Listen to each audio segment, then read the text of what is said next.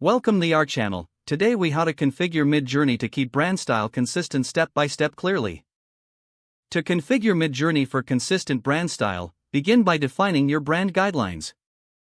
Gather all relevant materials that outline your color palette, typography, and visual tone. Log into your Midjourney account and access the settings menu. Locate the custom settings option within the dashboard. Select brand settings to create a new project profile focused on your brand. Input your brand colors into the color palette section. Make sure to include HEX codes for precise color accuracy. Next, upload any logos or imagery that represent your brand identity. Ensure that these elements are high resolution for the best quality. Move on to the typography section and specify your brand font choices. If the exact fonts are not available, choose similar alternatives that align with your style.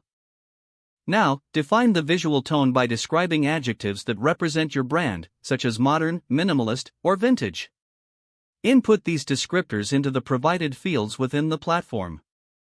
After configuring these settings, save your changes to the project profile. Test your settings by generating a few images with a prompt that reflects your brand's theme. Adjust the parameters as necessary based on the initial outputs. Review the generated images for consistency with your brand guidelines. Make further refinements to your settings to ensure alignment with your vision. Keep a record of successful prompts and settings for future reference. Regularly revisit your configurations to adapt to any changes in your brand evolution.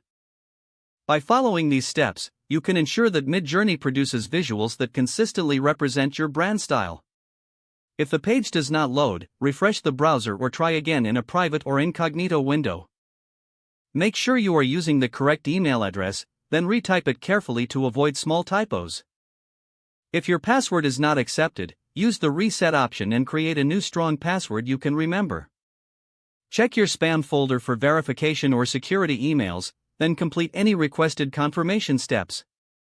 Enable two-factor authentication if available to improve account security and reduce unauthorized access risk.